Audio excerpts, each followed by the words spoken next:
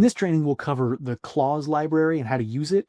And in order to talk about a clause library, we really have to talk about general addendums in abstract. So we'll cover general addendums and the clause library all in one training. To begin with, general addendums, they look like this. It essentially says, in this addendum, we modify the sales agreement, and the parties agree to the following modifications. A general addendum modifies the existing sales agreement language. It can also be used to provide notice, to lock in affidavits, to make ratifications, to add language, all those other things. But the typical usage for a general addendum is really to change the sales agreement. An affidavit where a party says, I affirm that the following thing happened, can be done by an email. It doesn't have to be in a general addendum. It's not wrong to use one, but it doesn't have to be. Whereas a change to a sales agreement has to be on an addendum agreed to by both parties. Disclosures don't have to be, but you can. A change to the sales agreement has to be on a signed document that both parties agree to. If there is language in the base agreement that conflicts with language in a general addendum, the general addendum overwrites those conflicting terms, only the conflicting terms. It reads that in the section 3 of the Oregon Realtors General Addendum. This addendum modifies the above referenced sales agreement. Upon mutual acceptance by the buyer and seller, this is made part of the sales agreement to the extent that terms or provisions of this addendum conflict with terms or provisions of the sales agreement. The terms or provisions of this addendum will control. So for example, if the original contract read that the closing date is October 15th and possession date is October 30th, but the parties want to move the possession date to be November 30th, you can simply write possession date to be November 30th. Congratulations. Possession has changed. However, the closing date will remain October 15th because you haven't changed that. All you've moved is the possession date. Now, if the parties want to move the closing date to be November 15th and also set the possession date to November 30th, you cannot simply write closing date to be November 15th and assume, well, surely since the previous version of the contract said 15 days after closing, we have a possession date. Because the possession date in the original contract said possession date is October 30th, you have to intentionally move it. You can't rely on moving a closing date to also move the possession date if you've specified those terms already. Your addendum only changes specified terms. It doesn't work with assumptions. It doesn't make implied changes. The parties that want to modify a closing date and a possession date when they were specified earlier have to put both of those in the addendum. The parties agree the closing date to be November 15th, the possession date to be November 30th. That would then accommodate the change to both of those provisions. An example of how they work. Imagine this blue circle is the sales agreement and its terms, and you make a modification in this light blue. That modification overlaps into some of the terms of the sales agreement as other pieces that are modified outside the sales agreement. You change the possession date, but you also add something in that says the seller has to buy the buyer a Seahawks jersey, something like that. Great. You have terms inside and outside the sales agreement that you have added. If that general addendum overlaps, the piece that it overlaps, it's destroyed, it's gone, it doesn't exist anymore. The overwritten piece doesn't come back. If for some reason later on you say, general addendum we signed that said Seahawks jersey and change the closing date, we want to get rid of that. It doesn't reset you to the earlier terms. Instead, you just take out all the pieces that are missing. Now, this is different from how a counteroffer works. A counteroffer, when it is delivered, writes the sales agreement and adds other terms. And so it does a full replacement. The whole thing is gone. If you counteroffer, the whole offer is missing. A counteroffer is like a general addendum that covers every single piece of the original. And so if your counteroffer is rejected, the sales agreement is not there anymore. If a general addendum is rejected, the sales agreement still exists. Now consider whether addendum language overlaps and how it works with previous language in the contract. So for instance, the buyer has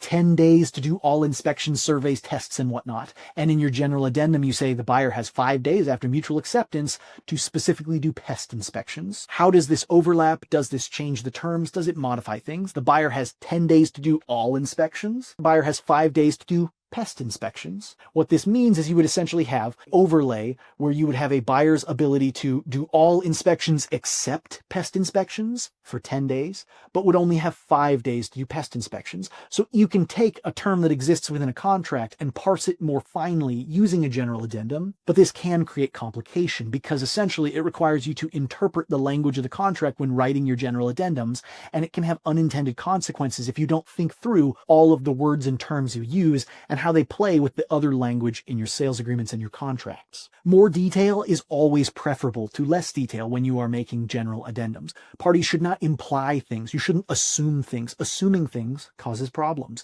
If you write, the buyer has a contingency, and that's it, That doesn't do anything because a contingency is an abstract term of art and there's no meaning that we can connect that to. The buyer having a contingency just means something has to happen before closing and we don't know what it is. If you say the buyer has to sell their house before closing and that's a contingency, that doesn't mean the buyer gets rights to back out of the contract if it looks like their house won't sell. It means at closing we will ask, was the contingency met? If not, then the sale won't work, but you'll be stuck until closing if you just say, I have a contingency and provide no other detail. This is a silly way of thinking about it, but always imagine you're in that old first grade assignment, the making a peanut butter jelly sandwich scenario. Done poorly, you would say, stick the knife in the peanut butter and spread the peanut butter around, and it can have abstract meaning. Imagine this little visual is a jar of peanut butter, and you stuff a knife into the jar and spread the jar around.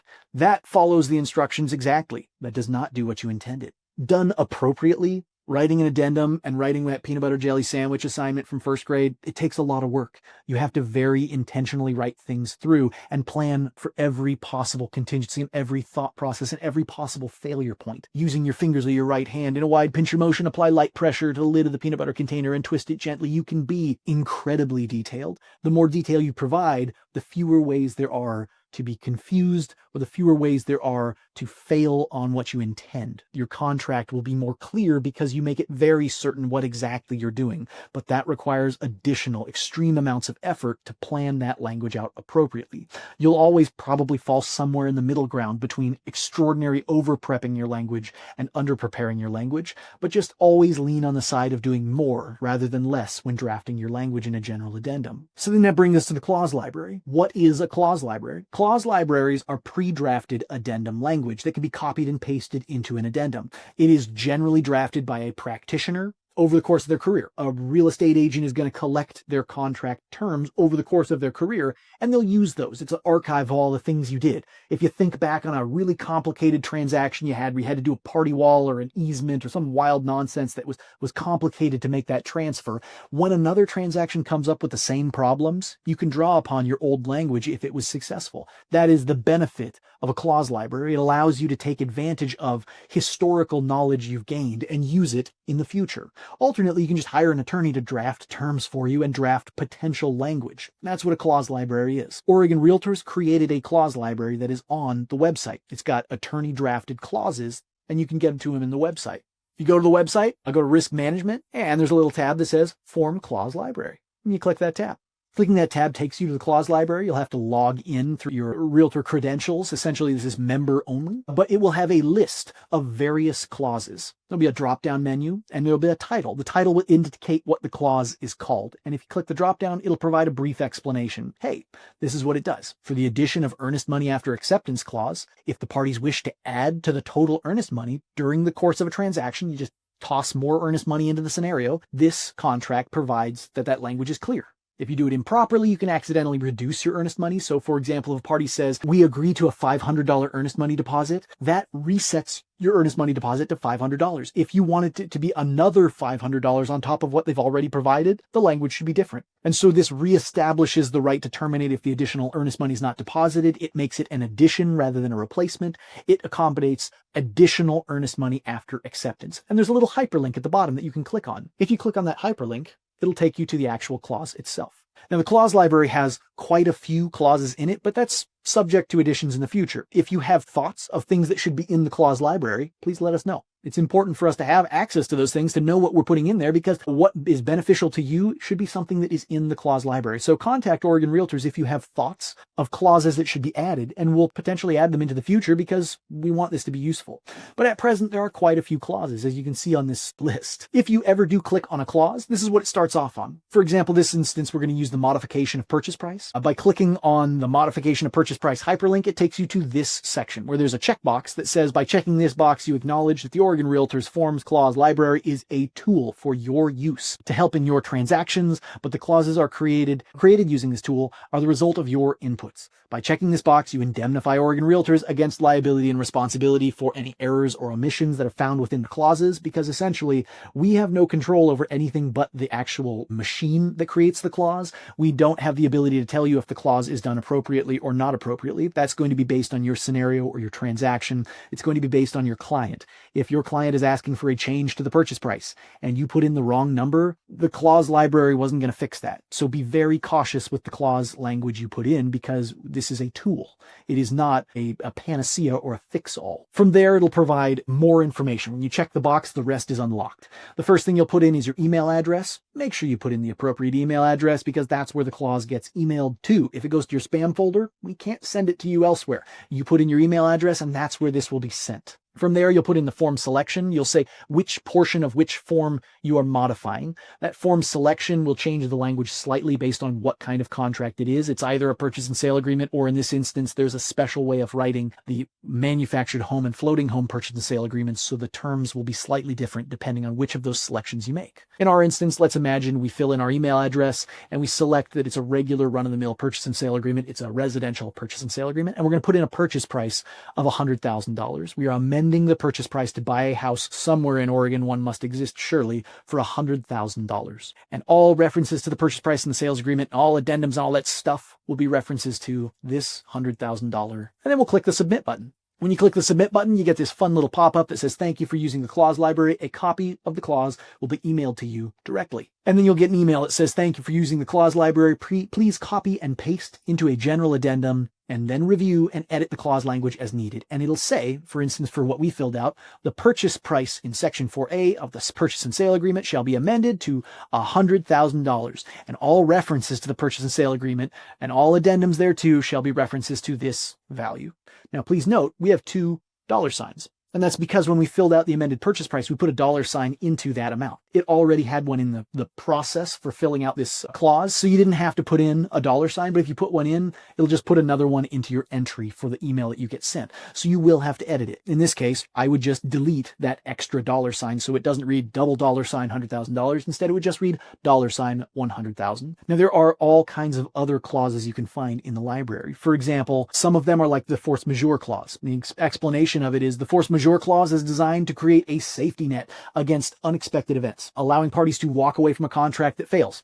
These clauses are typically going to protect a buyer, but in some cases will also work to the benefit of a seller as well. Force majeure used to be called act of God clauses. This is what it reads as: wholly or principally caused by the acts or events that are outside the reasonable control, rendering performance illegal or impossible. Basically, a giant boat got stuck in the Suez Canal and nobody can do anything anymore, so all of commerce has stopped. If that happens, we're not blaming anybody. At any time, you can provide a notice of default and potentially back out of the contract. If this happens, buyer gets their earnest money back. It's established as it is. Now, this is a no input clause. It's just language you can copy and paste into your contract if you need it. It's pre-built. It's not inherently required in all contexts, but if you've got a buyer who's worried, you can put this sort of language in and it will be protective. But there's no changes that are involved. This is just a put in your email address, get the clause language sent to you, copy and paste it into your general addendum sort of clause. Other clauses may have things you have to do. For example, the title of this one is elegantly Things That Are Kept by the Seller. The explanation is sometimes there are objects that are on the fine line between being a fixture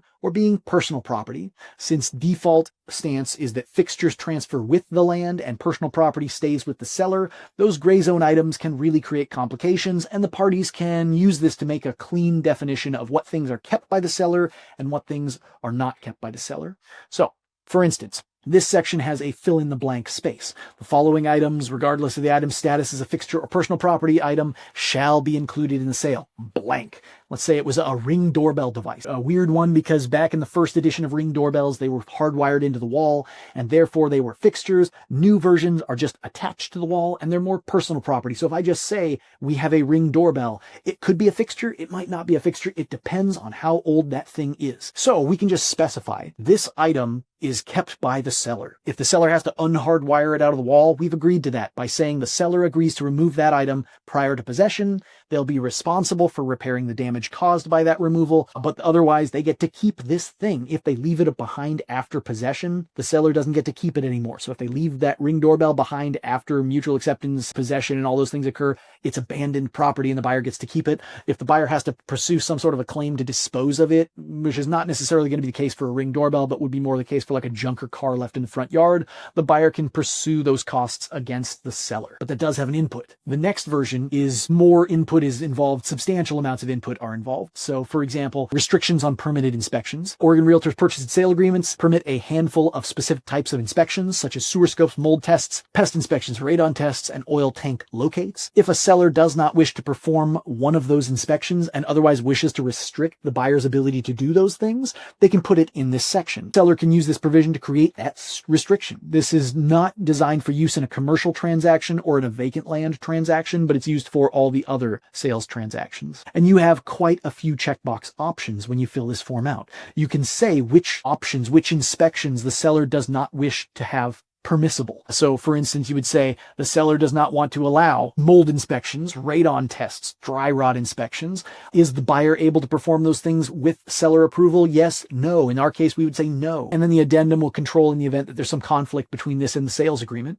In the end, when you make your choices, it would read something to this effect. Notwithstanding the language in the purchase and sale agreement's due diligence contingency, permitting sewer scopes, mold test, pest inspection, radon, and oil tank locates. And then for the manufactured and floating home sales agreement, there's additional stuff about float inspections and mold tests and whatnot. The parties agree that the buyer shall not be permitted to perform the following tests. And when you make your suggestions or your selections in the contract, it will make the subtractions as necessary to provide with this language. So for example, what we filled out would say, notwithstanding the language in the purchase and sale agreement's due diligence contingency that permits sewer scope, mold test, pest inspections, radon, and oil tank locates, the parties agree that buyer shall not be permitted to perform a sewer scope without seller's express prior written approval. And so we are left with that very concise language that says you can't do a sewer scope unless you get my approval.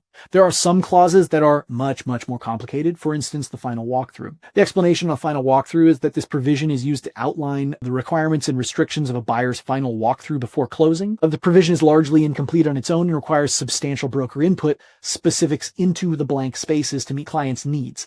There is going to be bracketed language that I provide in this example that will be on the next slide to show what optional language exists. If there's a dash, it basically means it's one of the various options that you can use in this final walkthrough selection. So for instance, the buyer shall be entitled to complete a personal inspection, a final walkthrough of the property on the following date and time, blank date at blank time. And then you have the option to also add the final walkthrough may not last longer than blank number of hours. Such final walkthrough must happen before the earlier of the possession date or the closing date. The buyer and the buyer's real estate agent shall be permitted to enter and review the property during the final walkthrough. The seller shall ensure that the buyer has access to the property for the final walkthrough, and the seller shall promptly provide notice of this final walkthrough to tenants in a manner that complies with ORS 90 and with the lease. That's an optional term. If there is a tenant, you can add that term, but you don't have to. Seller shall ensure that the buyer has access to all chambers, rooms, sheds, and structures on the property during the final walkthrough, and you have an option. How are you going to ensure that the buyer can access these things, seller? Are you going to be present at the time of the final walkthrough?